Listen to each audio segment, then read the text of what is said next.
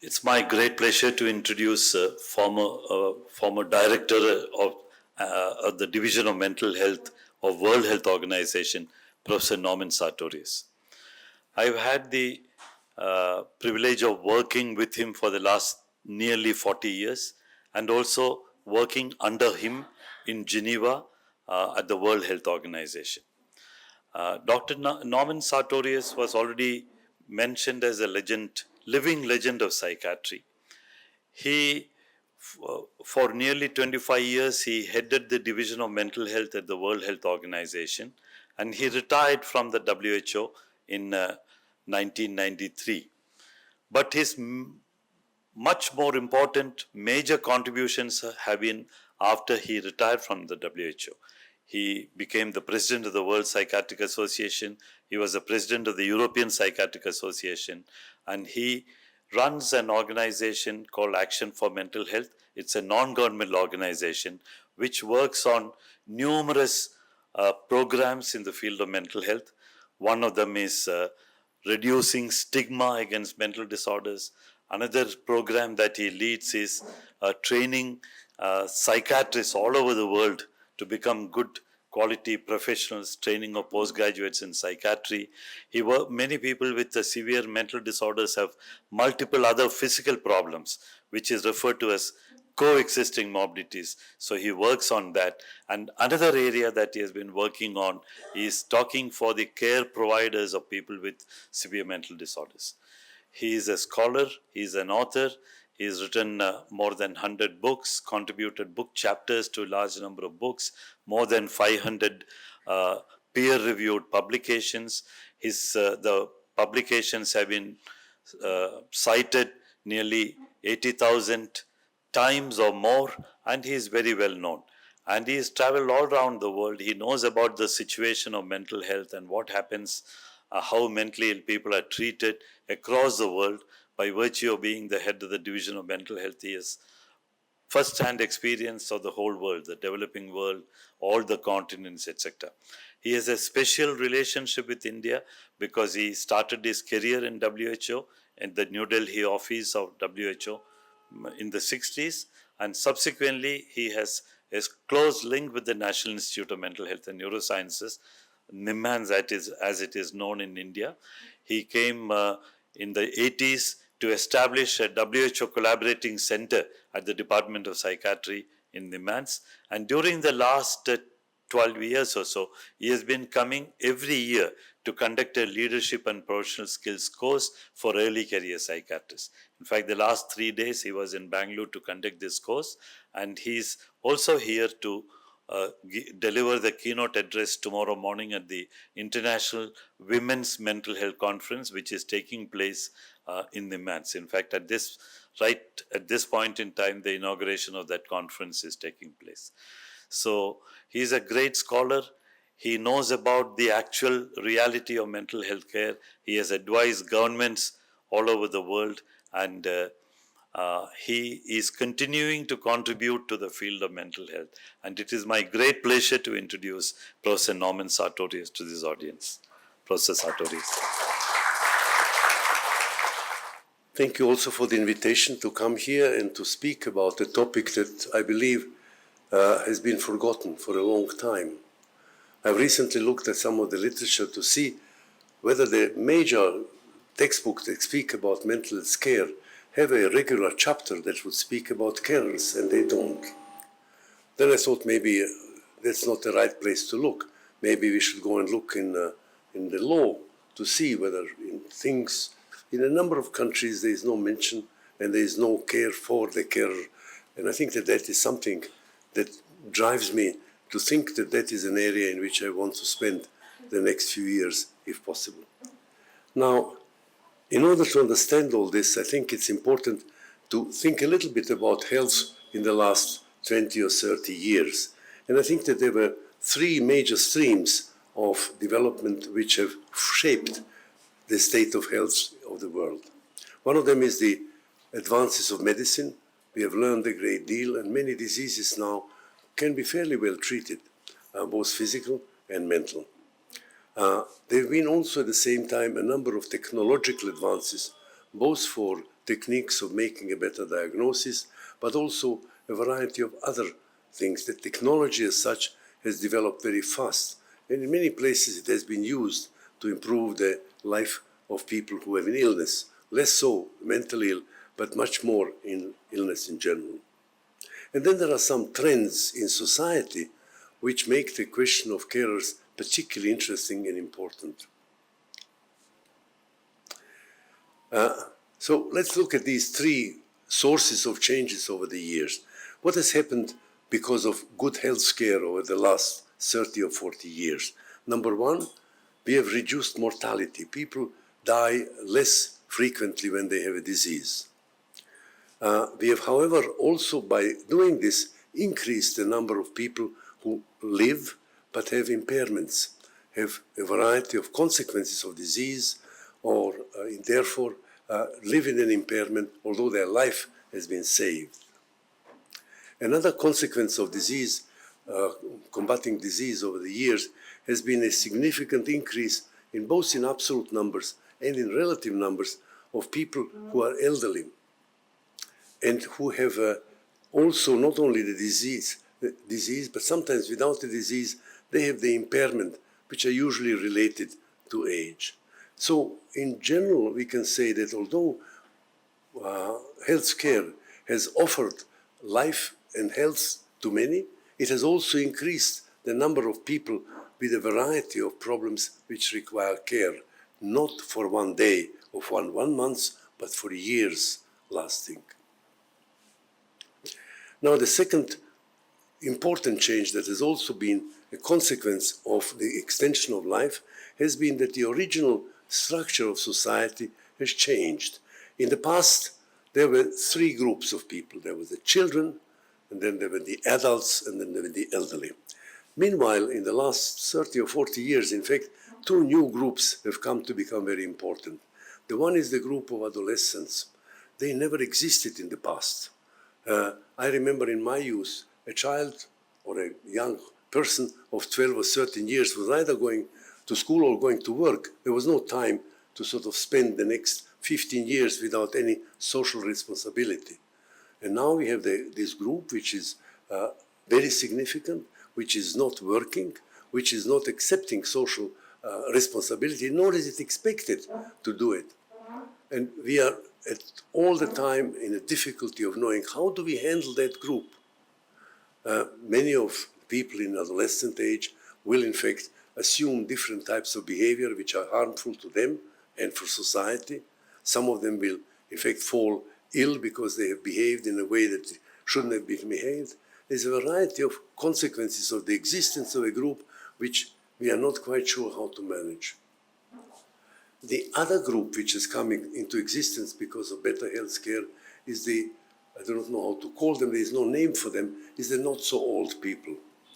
This is their age, they come to the age of 65, they get retired, thank you very much, they get a pension, and now they are supposed to be elderly people. But they don't want to be elderly people. They continue to be people who are active, who go out, who many of them start traveling around, some of them take arts and do arts, others do something else. They are an active group because their physical and their mental health is generally quite all right for another 10 years. Remember that, for example, in a country like Germany, when the first time the retirement pension was introduced by the then Chancellor of Germany, which was Bismarck, he gave to his staff a retirement pension, and the expectation of life at the point of retirement, which was 62 years, was 18 months, the average expectation of life. But now, since we have changed the world situation, the health situation in the world, we are suddenly seeing that the time after retirement from a job or somewhere is 20 years or more. The first 10 of these is a new group of people. They are not employed, they have some income, all right, they are not old, and they refuse to accept the roles that previously people of 65 did, like looking after children, for example. In my country, people were speaking of the grandmother service. because the grandmother's service was a woman of 65 who was in fact looking after the children of her children who were 30 or 35. But now all of these 65-year-old ones, not all of them, but many of them, are having a very active life and go somewhere else. They are not assuming these roles. And nobody really knows how to shape that category. They are unemployable because people don't want to employ them very much. And what do you do with them? Because they are full of strengths, they're very often very experienced, but they are not yet found a place in society. And we have to keep this in mind when we think about ways in which a healthcare system can be established. Now, I think that the successes of healthcare as we prolong the life of people has also increased significantly the need of care for those with impairment who now live much longer than they did before. And then there is the other thing. If you maybe remember in the 60s and the 70s, there was a significant effort to introduce, to dispose of all institutions and to have, instead of institution, to have people in the community. So many hospitals have been closed and many services have been reshaped to become just places where people come for treatment and they go out after that. Now, the problem, of course, is that not only have these institutions disappeared, but many of what are called mid-place institutions have also gone away. Day hospitals, night hospitals, a variety of other institutions of that type that used to look after people after an illness for a period until they found full recovery. Because they haven't been ill enough to be in a hospital, but they're not healthy enough to be outside the hospital. So they were an in-between institution in which they were given some care, some time. There was a place where they could meet other people and gradually grow back into society. But there has been other things as well which have been happening and are very important at the same time. One of them is that the size of the families has been significantly decreased. Previously, it was not a particular surprise, particularly in a country like India or other, that there would be maybe 20 or so members of the family living more or less within vicinity, an uncle and an aunt and maybe somebody else, etc., or survivors of previous times, etc. But this size of the family as a whole has significantly decreased. In addition to this, the stability of the families have fallen, maybe less in this country than in others, but in many countries it has been reduced significantly.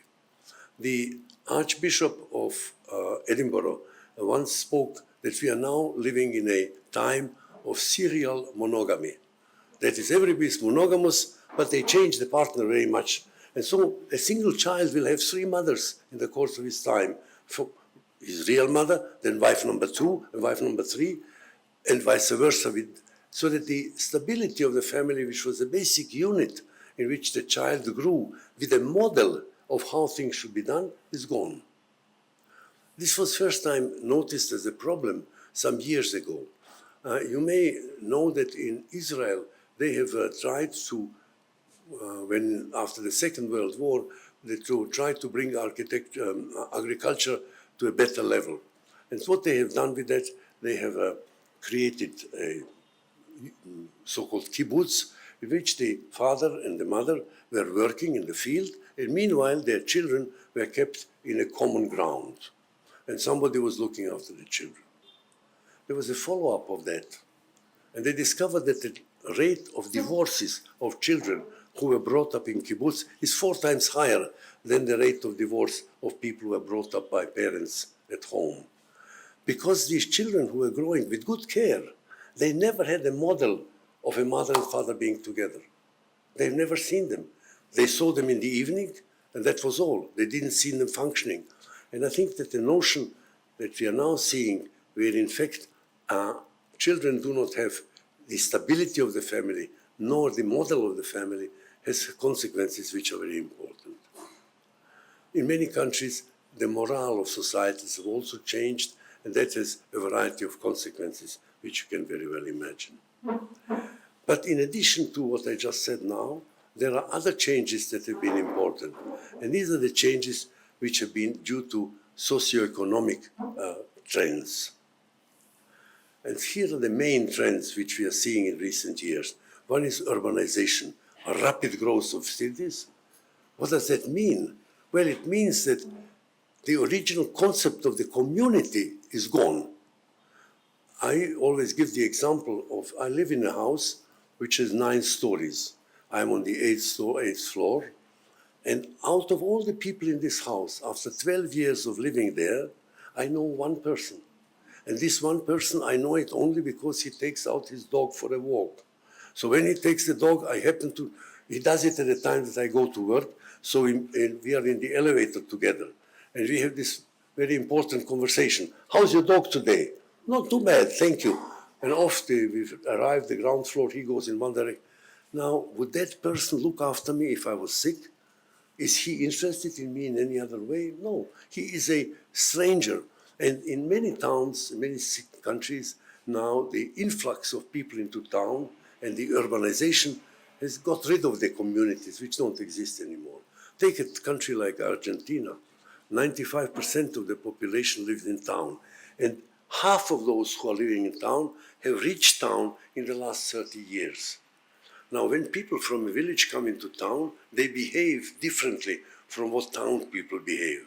And they do not know how to adjust. The urbanization, by the structure in which it is not inviting people to become a community. People live separate, they have separate entrances, and you do not see anybody. And all that we have previously said, let us do community care, becomes impossible because there is no community. So what you can speak about today is care in the community, but not care of the community, because the community as a whole is not paying too much attention to its members when they are in trouble. Now, that really means that we have to think, how do we organize our health care in order to adjust to this new situation in which we are? The second change, which is of importance, has been this terrible word which you see here, commoditification. It's a long word which has been invented by an official of the World Bank. It basically means that everything is a commodity. Health is a commodity, which means that it has a price. You pay for it, you get it. You don't pay for it, you don't get it. Everything else has to be counted in terms of money. Is a hospital working well? No, it doesn't make profit.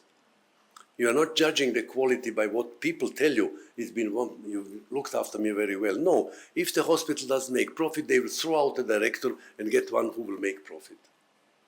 So that in every possible way, when you are introducing a health measure, the thing that you have to produce is to show that it will in fact have also a financial benefit.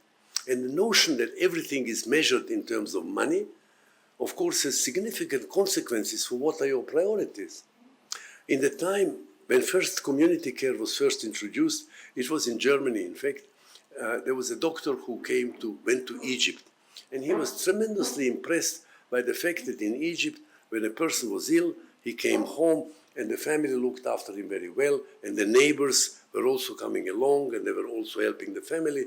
He was very impressed. He said, let me do this in Germany as well, which he did. 1850, there were a variety of people who were placed at their homes, although previously they were in hospital. But now the community as such has vanished, and we have to think, how do I organize my healthcare service? Because many of the books that we still have speak of that a community as if it existed. It's not existing. And they speak about good willing, but all of this is now measured in terms of money. Then there is a third phenomenon which is important, which has been called fragmentation. It has first been described in France in the 1930s, when many people were very unhappy with their work because they never saw the result of what they produced. They were working in a factory, for example, and they were turning one particular screw, and somebody else was turning another screw. And so everybody was doing something, but they never saw a car in front of them as their product. A person who's producing shoes, he takes a piece of leather, produces shoes, look at it, he's proud. But that has vanished. Every one of us in medicine as well is contributing a little bit to something, but the final result as such is nobody's business, it's everybody's business. And therefore you cannot be proud of it because it's not your work. And being continuously deprived of the sense that you have achieved something, because you can never see your achievement, is in fact leading in many places to what has been called the epidemic of burnout, of people who are unhappy with their work, people who don't want to be there any longer, people who seek anything that is different from that. Then there is another phenomenon which has been called horizontalization. Basically, this says that communication is no longer vertical, but it's become horizontal. So adolescents speak to other adolescents, very often in a language that you don't understand unless you're an adolescent. Elderly people speak one language which the children don't understand any longer, because in school they speak a different language. So that the society is organized in horizontal layers, not that everybody speaks to everybody else. If I bring an adolescent here to speak to you in his language, it will be greatly difficult for most of the people who are not adolescent to follow what he's saying. There are new words which they're inventing, there are new terms that they have, there are new composers or compositional sentences, and so forth. And I think that horizontalization, particularly in the elderly, is terribly important. Today, one of the number one problem, in fact, for the elderly in countries, in Asia, in Japan, for example, is loneliness. People are lonely. They are isolated and lonely. Think of a figure that I think about 20% of the people who died in Japan, in one sample, 20% of them were discovered a year after they died. Because in the course of that year, nobody went to visit them. Nobody saw that they existed. Nobody asked them anything. In some places, their loneliness is expressed. People say, I feel lonely, do something. But in many places, linked also to urbanization, with whom can you make a company? There is no company. So people live very lonely, and people judge that probably they have to do something about it. So they created a ministry of loneliness in Japan. And they've created another one now in Korea. And the British are now considering making a ministry of loneliness as well. 26% of all households in London are single-person households. Nobody else in there, just one person. And sometimes people live alone and they're quite happy about this. But many others are not so happy, nor to see anybody, not being able to come and complain to somebody about things and talk and be together with somebody. So the loneliness is becoming a major problem. In old age, it becomes easier because of this horizontalization. Because the old person, his peers, can you do something about this? His peers are in fact dying away. So his only friends in the horizontal layer are those who are disappearing, which is normal. But the vertical communication with the grandchildren and children and all the others is diminished. Maybe this is not true in India as yet, but it's certainly true for very many countries, that we see that the older generation are very lonely people and they complain about it. In some countries, they've done technological solutions to it. For example, in Copenhagen, people live alone, and they give them a mat, which they put in front. This mat is an electrical mat, which they put in front of the toilet.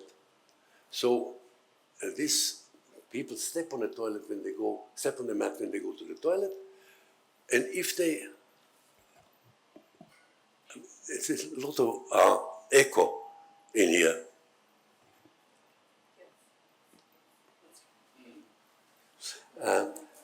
So when you step on that, it is a signal in 2 kilometers away, he stepped on the mat. But you don't step on the mat if you are sick or ill. If for 12 hours, nobody has stepped on the mat, they set somebody to go and see whether maybe that person has fallen ill or something like that. So they're trying to find some technological solution to overcome isolation and loneliness. But it's very slow and very difficult. And the governments very often feel reluctant to give a duty to somebody to just go and see people. In Holland, there is a wonderful example of a group of social workers. They've said to the social workers, until now you've been working in the institution, people came to you, they get advice, you tell them where to go, what to do. You're not going to do this anymore. They gave them a list of 20 families. These are your families. So go to them every day or every 2 days. You come to them. You are very knowledgeable. You help them in what they need, not what you think is your job. If they do not know how to make their tax statement, help them with that. If they do not know where to buy bananas, tell them with that. Help the family as if you were a son with lots of knowledge and a goodwill. And so they said, let's try that. And so each of these social workers had his 20 families, which he visited daily, or maybe twice, sometimes twice a day. The families received them with great pleasure, because they were very knowledgeable people, and many of the families which were in their care were maybe elderly people who didn't know how to use a computer, or there was some other thing that they had to do. So they helped them with that. The families, when they came, were delighted. Now the question was, will the social worker be pleased? And the social worker was delighted as well. For once, they had a direct effect of seeing what they have done. They've been to this family, and this time they've helped them with this, so they're very happy. It was a much nicer feeling. They started to think that they've been useful to somebody or to something, rather than to give advice of which you never see the result.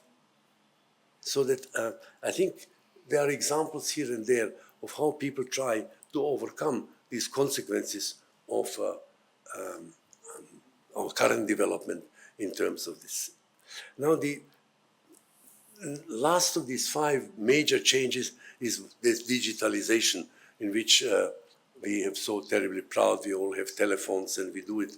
Of course, not all of us, and certainly not people who are a certain age, can use these phones very well.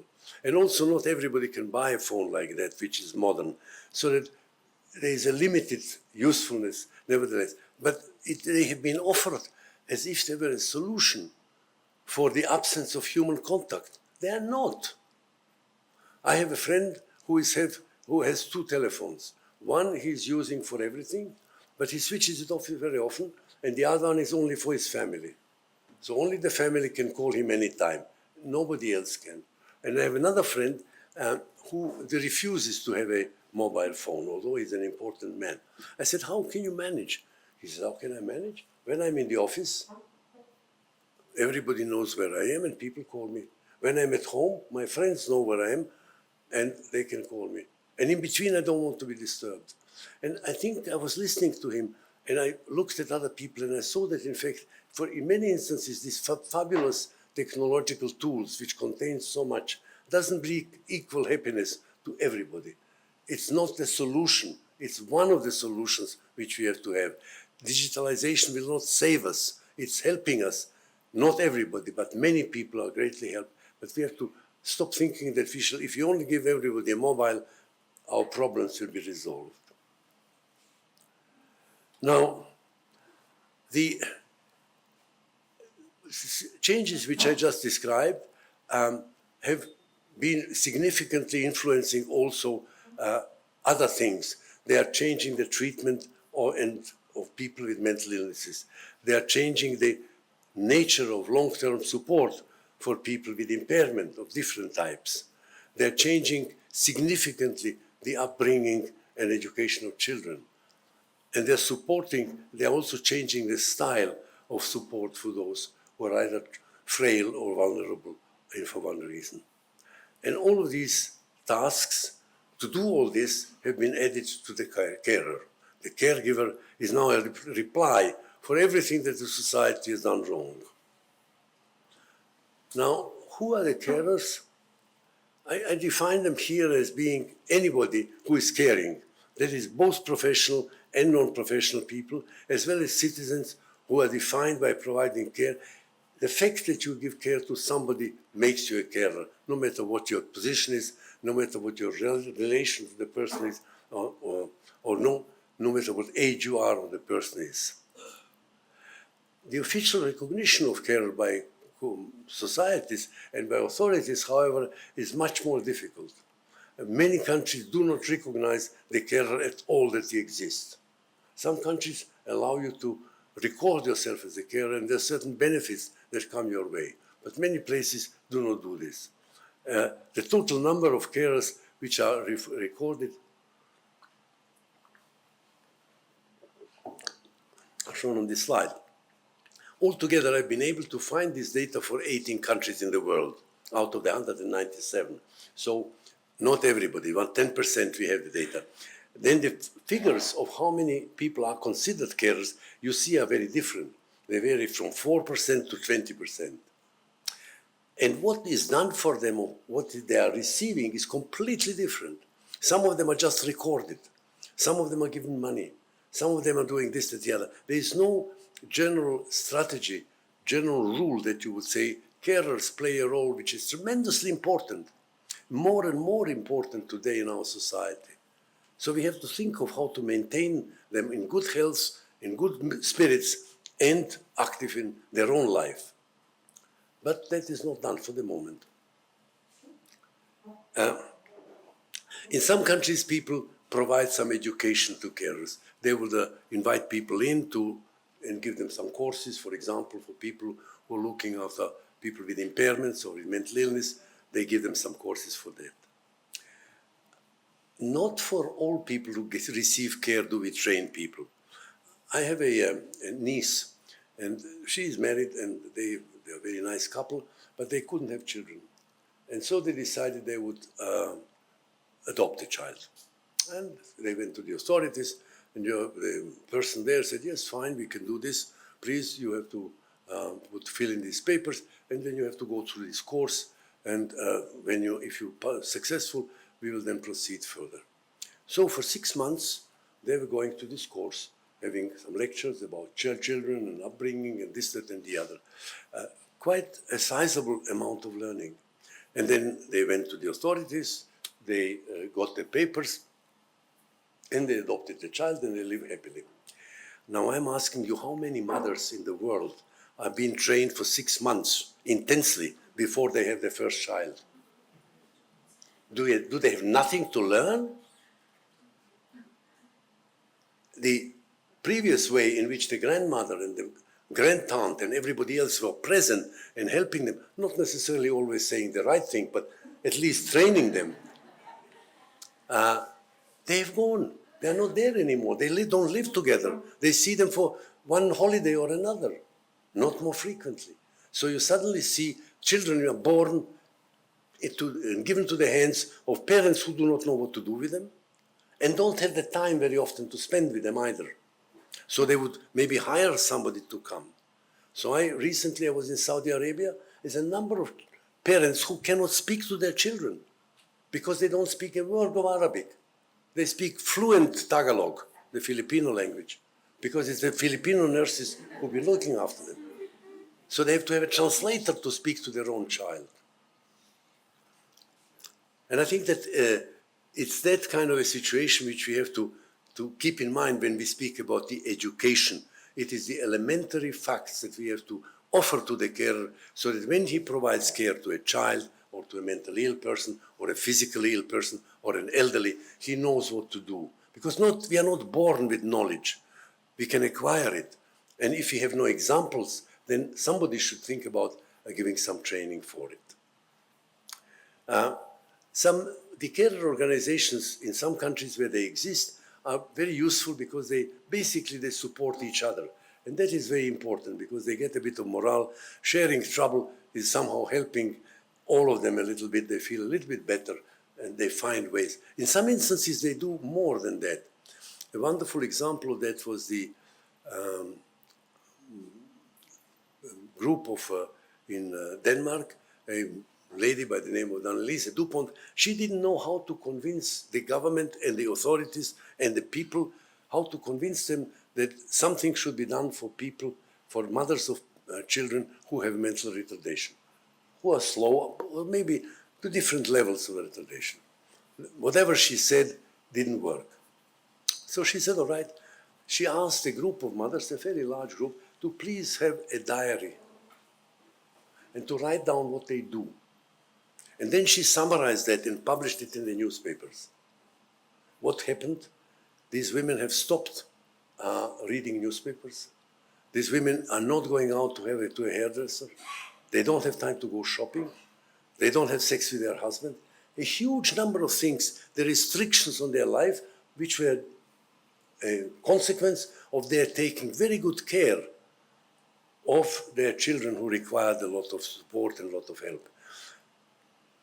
So everybody got very excited. This was a terrible thing. How can this happen, etc.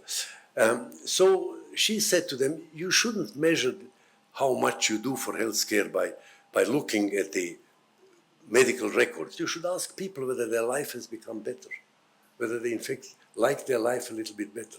So she said, let us try this. And she got a very small amount of money in which the mothers of mentally retarded children were invited to join in small groups of no more than 4 or 5. And these mothers were then two of them were taking care of 3 or 4 children, and the other 2 mothers had a day to themselves. They could do whatever they liked. They could swim or go to the hairdresser or read or whatever they liked to do, they could do it in those 2 days. Then they took over. And so in a small group of 4 or 5 people, not far living from one another, they managed to overcome this. But the main effect of this particular exercise was not so much that these mothers were helped, but that the society, the Danish society, understood that having to look after somebody is not an easy task. It's a difficult task. And the consequence of this was a change of legislation. Eventually, they managed to convince the legislator to provide them some money and some support and so forth. Now, what we have seen worldwide is the enormous burden that is on carers has increased their physical morbidity. They have more physical illness than the people who do not have somebody in care. Partly this is because of extra effort, partly it's because they don't have time to go to look after their own health, but basically this has been now demonstrated in a number of countries. They also have a number of people who have a burnout. They feel that their life is really not worth living anymore. Nothing comes to their mind. They see this perspective of eternally having to look after somebody, and there's no perspective of doing a life differently. So they get very depressed because of that. They're not, one important to say, they don't have depression, but they're depressed. They're perfectly normal, but they're very depressed. They don't see life they should be seeing it with many opportunities, etc. Now, we are currently going through a variety of changes in the organization of services, and my prediction is that the modernization of services will increase the burden of carers. For example, telemedicine, right, where you will communicate with the doctor by the computer, etc. All of this reduces the number of people who are involved in care and who can give you human contact and be with you as somebody who cares for you. Now, what do I think one should do for carers? I think the number one and very important is that the doctors and the medical things should start thinking differently about what it means to be mentally ill, or to have a physical illness for that matter as well. What restrictions is this placing on the family? And how do they assess the capacity of those who are at home to look after yet another person, which they don't do at present? There was only one letter that was written in which it is required, in which was proposed to assess in detail what is the home situation into which a patient is being discharged. He doesn't have an illness anymore. The illness is in remission. That is not the question. That the doctor has established while discharging. But what is waiting on the other side? Who is there? How many hours a day can they give, etc.? So the number of places where people try to do it is very small. Very rarely people do in fact make it as a rule that you cannot discharge a patient until and unless you have assessed the home into which he is returning. Is it capable to take on this extra responsibility? Or will, because there a new patient has come into the house, somebody else suffer very badly? Maybe somebody is already there for whom carers have to look. So I think that we should think through how can we make carers our partners in healthcare, true partners, which in fact take their share and we take a part of the share, and we find a fair arrangement about taking share. A second one I think is, the thing that we should think about as well, is the formal recognition of their contribution. It's not presently. The carers are not particular. They don't give them a medal saying you are the carer. There's only one country in the world which offers a prize, an annual prize for the family who's done most for somebody. It's the Royal College of Psychiatrists. They give a medal. This family then comes along and they get a medal. The medal is of no value, but the fact that they worry about how much you do for a person does matter, and I think it's to their credit. I think there is another way that one should also think, to what an extent can we train doctors not to speak about illness, but to speak about care? A friend of mine, who is a doctor of sociology in Paris, she requires for a student of medicine, before he proceeds, before he comes for training, to spend 1 to 3 days in the home of a person with schizophrenia, before ever they do anything, just to be in the family, to see what it is like to live with a person who is not well. And the attitude which is changed in the students suddenly become acutely aware of the fact that care is not only prescribing a medication, nor saying everything will be fine, goodbye, but there is much more and a lot of training. But many of the doctors are not able to do it because they haven't learned it themselves. And therefore, another thing that is, I think, very important is to invite carers to teach medical doctors, to teach students. This is how we do it. This is what you can't do. Don't advise me to do this because I cannot do it. Nobody can. So I think that inviting carers to come and teach in medical schools, in schools of law, social work, etc., would not only be useful for the people, but in a way it would also be a recognition that we recognize that they know something and that they are doing a very useful thing in society. We should also think of giving certain advantage to the health care of carers, because their health care is at a high risk, much higher risk than the general population. And we should think of giving them a certain amount of extra help in this respect.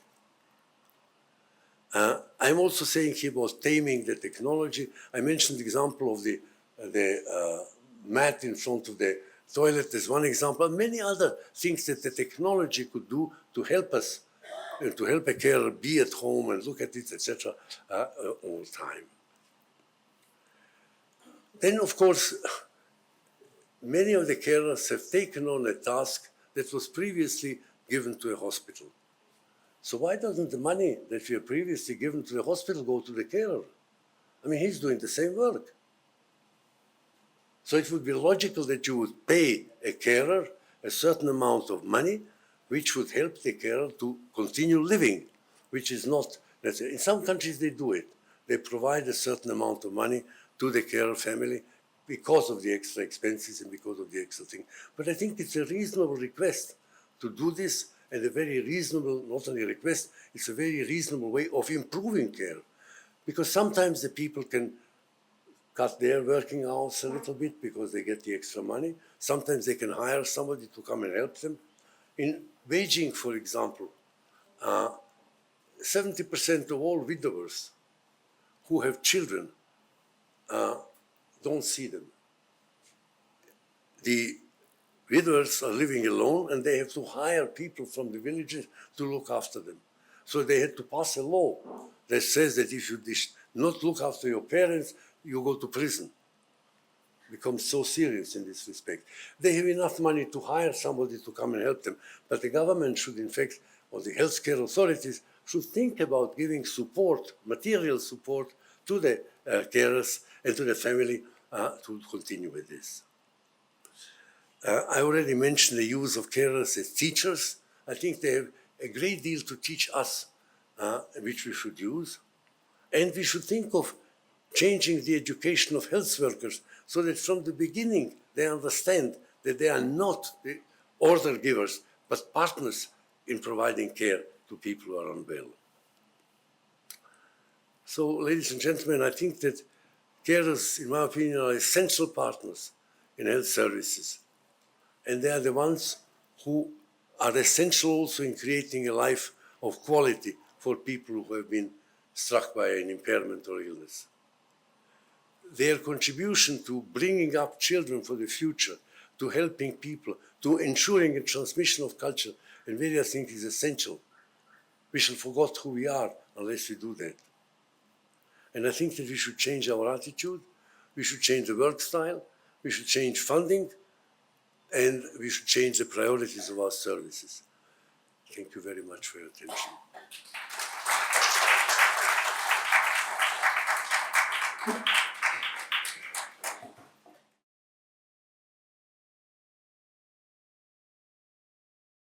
Hi. I had a question on the sources of data that can be used, including the figures you showed about the percentage of caregivers and the socioeconomic impacts related to it. I'm sorry, I'm not quite sure I understand I the wanted to question. know more about the sources of the data that can be used, credible ones, reliable ones, so that we have a more quantifiable approach to this. I mean, I intend to do something in this area, and that is why I'm asking this question. Well, I think that if you address our colleagues here, there is a numerous number of publications that have appeared, and you can see that nobody has, so to say, there's very few legal documents that are currently existing about the role. But otherwise, facts like those that I quoted are all in the literature and are all written somewhere. Otherwise, I wouldn't. I know some of them because I've seen them, but for most of them, in fact, they are written up and are existing in existing. Not everybody reads this stuff, but it's all described. I'm mentioning this out of my personal experience. I had an aged member in the family who survived a stroke, and he was paralyzed completely, about 70 years old, and he survived for 8 years. It was only because of the really great care taken by the carer, professional carer. Family members also contributed, but that person was actually illiterate.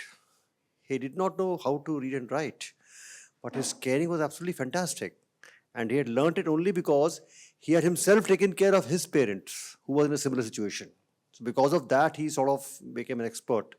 So your issue about, number one, training for carers who can really do it properly, and there's a huge learning from people who are probably not technically qualified, but they are fantastic in their work in nursing. He knew how to handle an elderly person. And number two, the attitude of doctors. The doctors were almost dismissive of him sometimes, But I think he knew more than the doctors in certain aspects, than the medical professionals, who just, that's why what you said about it, it really gave something to think about. No, you're absolutely right. I think that the best teachers about care are carers. And they should come and be invited to say, what do you do? I mean, your brother has such and such an illness. What do you do about it? How do you live that life? What have you done to make the life of the person who you look and your own better than it was before? And I think that there is no better source. Of course, it's not, everybody is a little different. So I think for medical education, where the doctors are learning their job, it's probably necessary to have more than one carer teaching them. But even a simple advice from somebody, I'll tell you an anecdote because maybe this is of some interest. There is a hospital in Nigeria which is called the Aro Hospital. And it's a hospital which is sort of serving mentally ill people from a very large area of Nigeria. And what happens is the people who have been in hospital bring their relative for a checkup or for an examination, and they come from far away. Usually it is the wife or the mother or the lady who is in him, sometimes somebody else. They come together to see the doctor. And when they get to this, there's a meadow in front of the hospital. They would sit down there, and sometimes they would wait 8 hours or 10 hours before they can be seen. So this was going on for a while, and there was an American colleague who came, an advisor. The government invited him how to improve the situation. And he suggested one of the things is, why don't you have a time given to the person so that they can come on time? They will not wait. They tried it and it didn't work. Now, why did not it work? because of three reasons which the American consultant never thought about. Number one, the woman who would take this person with a disease to this meadow was liberated from her work at home for a full day. She brought the person there, the person was sitting there.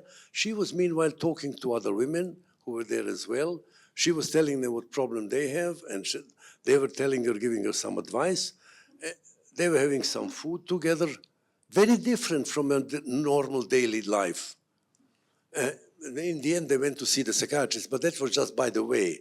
It was really the main thing was this full day surrounded by people who had a lot of experience themselves about what needs to be done, and also a day in which she was not obliged to do her 12-hour working day, which she does at home. So that in a way, I think we learn a great deal, or could learn a great deal from other people who are doing or who are faced with similar problems. And jointly one can develop a great deal. So that's why I'm so keen to think of ways in which carers could be brought to be teachers of not only other carers, but also of the medical professionals, of the social workers, of the lawyers who deal with this, because they know it. And maybe they don't express themselves in technical terms, but if you listen carefully, they tell you the truth. And I think that is extremely important and useful.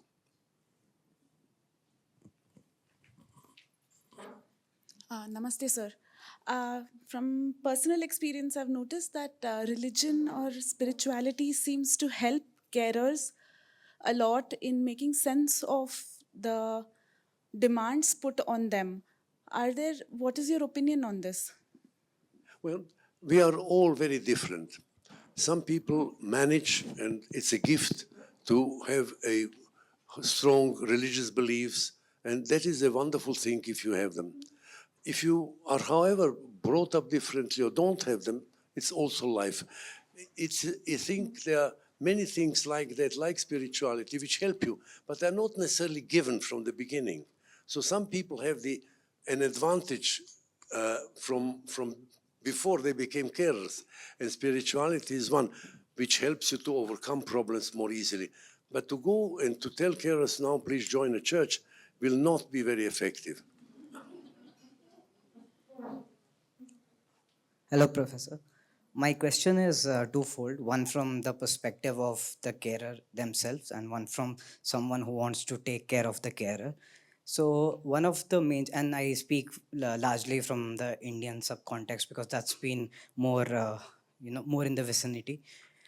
There's often a guilt that a caregiver experiences of if they choose to give care to the person who's suffering, they have this guilt of grief of losing out on their life, that alternate life that could have been. And if they do choose to do choose not to give care, they have this guilt of, they are overcome with guilt that I should be a better person and taking care of the person and not be so selfish or so self-centered that I lose out, on the opportunity to care for a person who needs my support. So how do we navigate this dichotomy is my first question as a caregiver. The example that I gave you of the women in Denmark is one example. Maybe you and somebody else could, in fact, think of sharing care, so to say, to liberate some of your time. Some people cannot do it because the situation is impossible. Then it means you have got an extra burden on your shoulders and you have to try to survive with it. You will be aware of the fact that you have to sacrifice things because there is no other way, period. It's like when you break a leg, it's not anymore a good leg. So you have to think of how can I walk with one leg? And very often in the course of time, people discover ways in which they can live although they have the extra burden. And they live with the person, they help, they know, all right, I'm not going to cinema anymore, but it doesn't matter so very much because what I'm managing to develop with the person I look after is also very valuable. It's a major importance for me. So I think that sometimes you cannot get all that you would like and be a carer. It's life in the same way as sometimes you get sick or something else happens. It's just a given. And you have to think of how to live in that new situation and still survive and not lose your optimism and good feelings. And It's not an easy task, but it's something that one has to face and say, well, I don't think that there is any other solution. But on the other hand, there are very often solutions which are not used sufficiently. Maybe one in seeking for solutions is an important part. Everybody has to seek a solutions which are specific to his or her surroundings, because people are different, diseases are different, and so many things are strictly individual. And someone who wants to support these caretakers, often we have seen that it becomes, they have been taking care for so long that it becomes their identity, that once the caretaking has been stopped, it's hard for them to assimilate in the mainstream. It's very hard for them to come out of there. How do we then, as external support system, help them come and assimilate or get their life back together? This is a very often, very rarely asked question, although it should be asked more often. Very often the person for whom you care will live shorter than you are, and suddenly that main content of your life will vanish. All of the habits that you have now gained in thinking about ways to help the person in food or in talking or in this or that, all of your life has been settled, and suddenly you are yourself in a situation that you have to create a new life for yourself, which will be partly of what you remember from yesterday and partly something that is new. The important thing about it is that, in fact, you should be aware of that. But you should also speak to other people in a similar situation, because they have sometimes advice that is useful. So that's something that you might wish to try as well.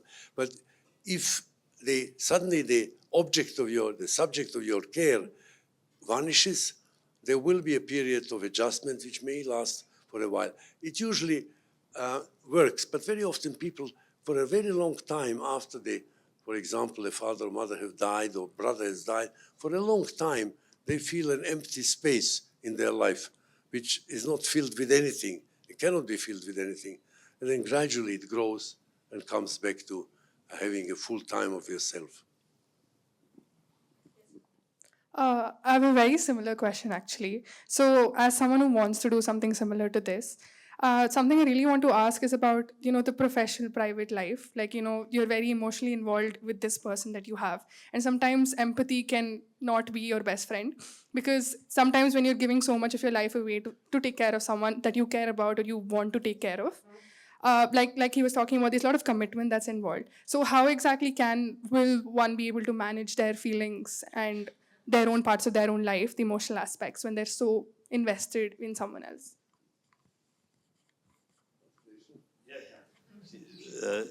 When you are investing so much of time for somebody, caring for somebody, and then of course your own emotions, so how do you manage this? Because you are investing so much plus your own emotions, how do you handle this? Well, I already mentioned to you that carers are at a higher risk for both mental and physical illness.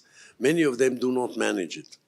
But in a way, what you have to think is, how do I orient and organize my life so that I can continue in this situation in which I am now? And if you cannot find a way, then it's really time to consult other people, ask other people who have been in a similar situation, what have you done? Because so many of the feelings that you have will be shared by other people who look after people who are not well. And they will maybe give you some good advice. So that's something that could be there. Maybe even your doctor might help you a little bit. But I would go and search for other carers to give you advice, which will be probably more practical in terms of what you're doing.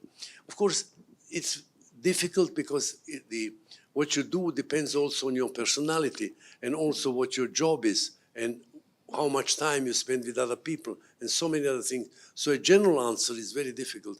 I think that people have found very different ways to adjust to the role of carers, not equal at all with one another. Yeah, regarding the same, I just wanted to share few things. Yeah, I do understand each individual who requires care is different, and each carer is different, and their situations are unique. We can't certainly compare. But I do think from hearing what they said, there are few aspects I think that might help is, see, one of the challenges is also like what she was also talking about, that young girl, how much one is attached and also how much we think we are the only responsible. See, that is one of the key thing in many families. There might be different issues within, but still, do I feel I'm the only? Am I ready to give it up, bring in others also in it? Many times, because we feel so easily guilt if we let it, even for half a day, if we have to leave somebody or just do our things, we feel many a times guilt. So I think, are we also looking at our own self within, which I feel in general would help many of the carers. That is the one thing. And second thing, especially in urban situations and those with certain resources, there are various things that, yeah, various things that they can really afford. There are available now. Say, even in Bangalore, for example, my father had a cancer and he was on bed with catheter, everything, couldn't move. But we, until the end, we took him wherever he want with the catheter in the, we modified when he requires and we moved. So we never felt that because he is there, we can't go, because we would take him along with him. With us. So, I mean, small thing, this is just an example like that. There are a lot of facilities now where we can really use that facility, see that there are certain things eases out, and we also leave. And it is not again like, what do I look at myself? Do I only look myself as only the carer, or I also look at me? I have a life. If I am fine, I can do much more with that. Am I ready to take those certain things and give it for myself so that I can do better? Lot of things, because we, especially I feel maybe youngsters with maybe some elders, lot of attachment, they might feel really guilty. But I think it is really very, very fine that you can leave, give space to others and focus on yourself. That would really help, I feel. Thank you.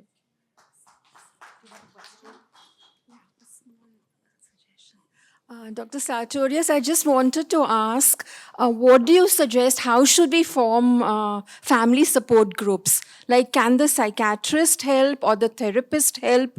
So that, because they have a list of patients and usually the patient confidentiality is kept and the families are not brought together, how can a group of families which live close together and can support each other, maybe on Zoom calls or maybe on telephone calls or maybe once in a while, meet and discuss the things? Because different mental illness will have different ways of coping with them.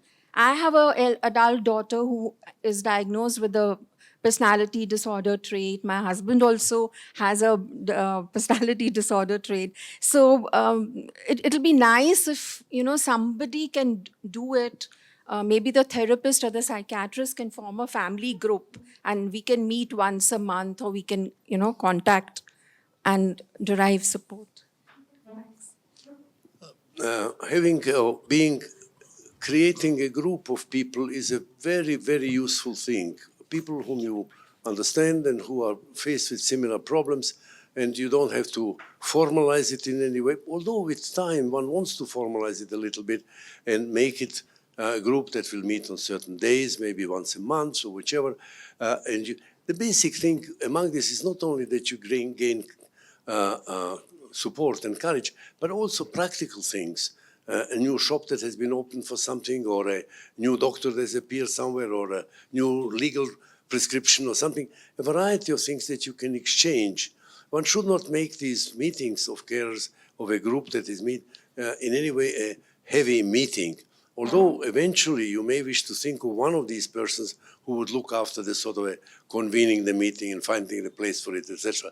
But basically it is teaching one another or sharing information, and also seeing that these other people who are similar problems seem to survive. So maybe I'll survive as well. It's an encouragement to see that people share your problems, but also share, and you can, there's also a group which will more than anybody will be able to appreciate and congratulate you on results on success of what you are doing, because they know how difficult it is. So if you succeed in a particular thing, helping the person whom you're looking after in one way or another, it's the right group to know this, because they are they know it very well what that means. It's not just a thing. It's usually a fruit of a lot of labor and a lot of things. But I think that having a group of carers, somebody mentioned confidentiality. Confidentiality is a problem in some countries, but the entrance into a group is voluntary. You can enter if you want, and usually, I mean, it would be nice if the psychiatrist who is in charge of a mentally ill person, or if it's another disease, another doctor, would have an idea about where a group exists, a telephone that can be called to say, could I go and join this group? And then to give you such information and guidance. Maybe they do it, but I do not know whether they do. The fact being that very often when you are suddenly saddled with the responsibility of looking after somebody, you are an ignorant person. You do not know who else has a similar problem, where to go. And in such an instance, advice of a peer, of a person in a similar situation, is very often extremely useful.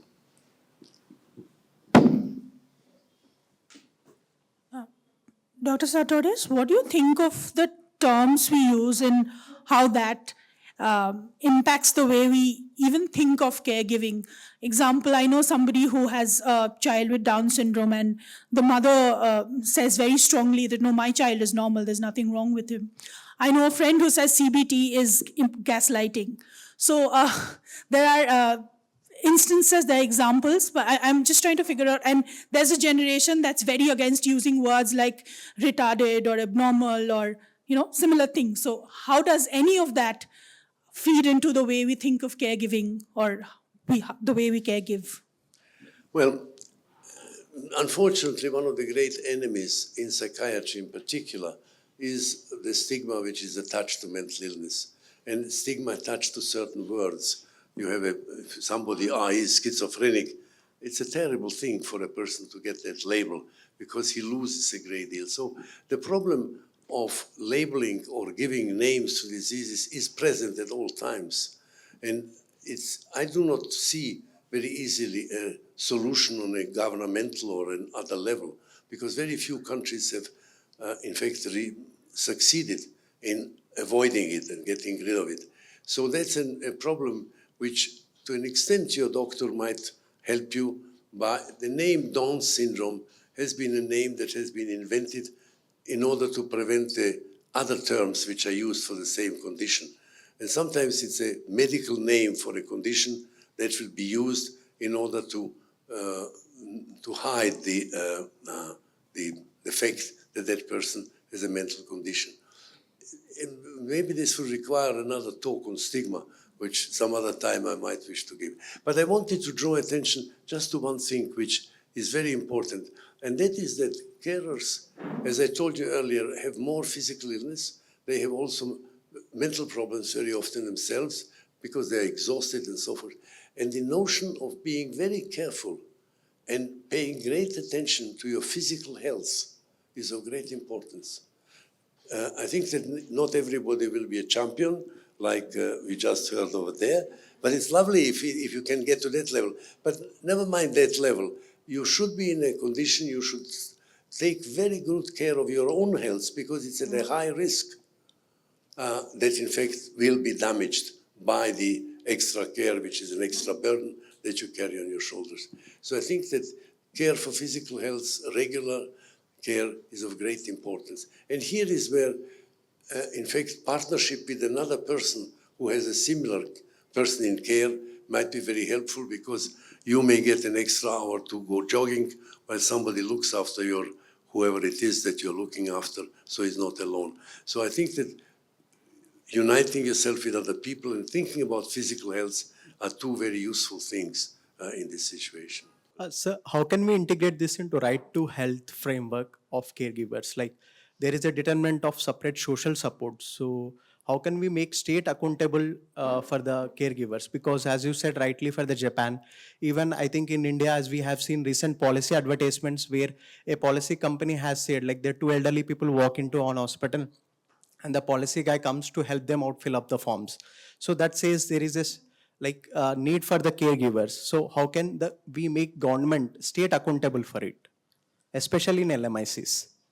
In some countries, the elderly people have got some legislation for them because they were called the grey tigers, because they were grey-haired, but they were together and they were promising their vote to one and not to another person. And sometimes it works. But I think for a carer, there are two things. Either if you are a very good writer and can reach the newspapers and write about things, or a group are the probable answers to convincing people to change something. Alone, it's very difficult, very difficult. But if you find a friendly journalist who will publish in 5 or 6 journals a thing about this particular problem, it may help to change certain things, and it may, in fact, be helpful. I cannot give you good advice because I do not know the situation here in Bangalore and India, but I know that in other countries, it is the unity which was the strength. When there are sufficient numbers of people who start making noise, the government gets worried, and then they do something which otherwise they would not be doing. Hi, I have a question.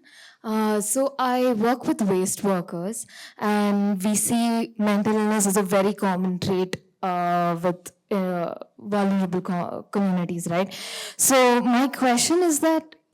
Oh, sorry.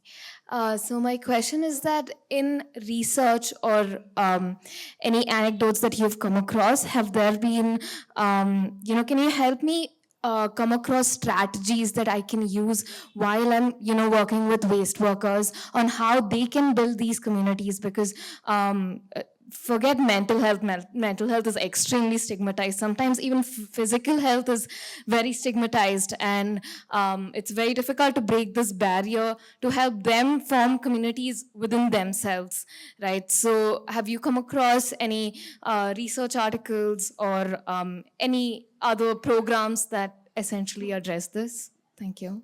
One way is to do a revolution and simply throw out the government and please don't take it seriously. But the problem is that after the revolution has taken place, not necessarily things will change, so don't do it. But it's an unresolvable problem for me. I find that in China, for example, when I was first there, it was usually elderly women who were cleaning the streets. But as time went by, they were replaced by professional cleaners who were paid for their job, and they were not there anymore. So I think that, in a way, government has taken account, because it's a bloody shame to see these people who should be respected because they are old and God knows what all they've done for society, and now they're exposed to do the least respected work of all. So, I mean, it's in a way, it's the image of the government, how many people are exposed to conditions or to work which is not respectful and which is not sufficiently well regarded. I don't have an answer for it. But the answer is maybe, the only answer which I remember very well was an answer from an old story, a Nordic saga, a similar question. There are thousands of people, the story goes, and they are people who have nothing to eat. This is terrible. And the answer came from an owl, a bird. It says, why don't you feed one whom you see? And I think in many ways, you cannot resolve all of them, but maybe you can help one.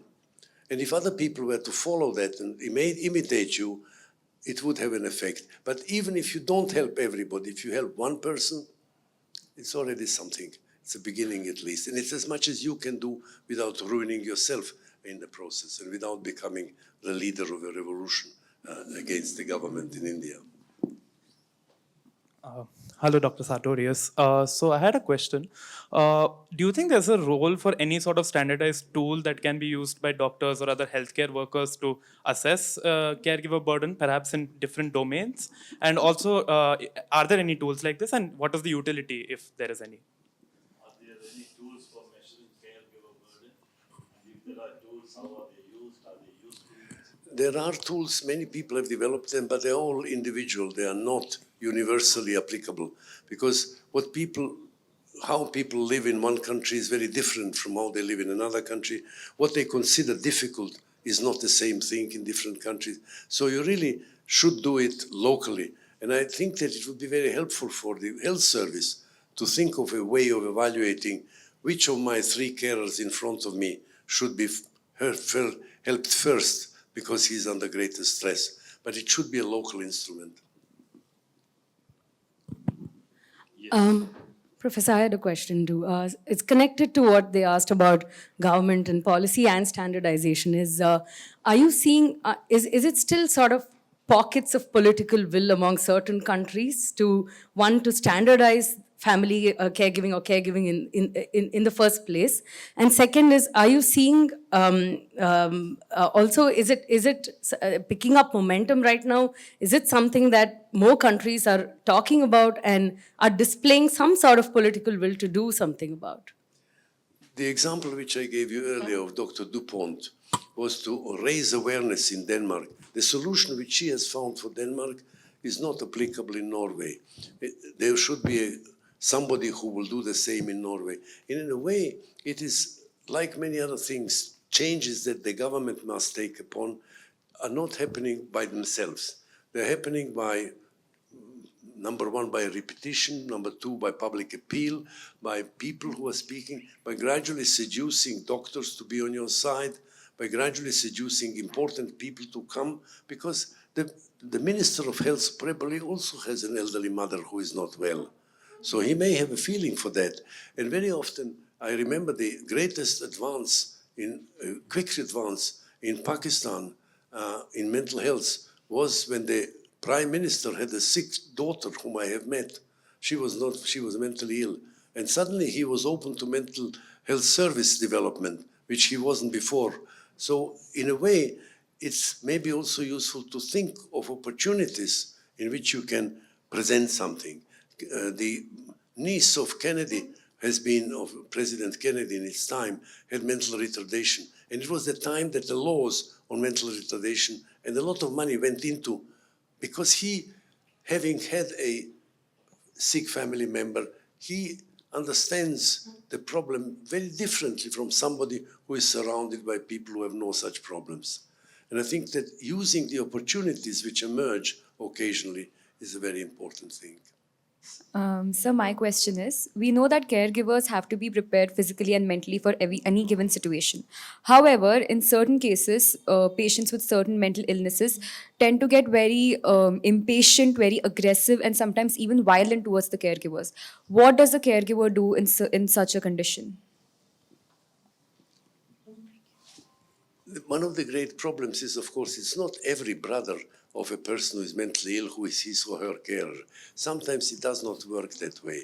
Sometimes it's impossible, although you are the natural carer, if you wish, for various reasons, it is not the person who is closest who can be a carer, for a variety of reasons. So that one has to really, to an extent, see what are the reasons why this care does not function.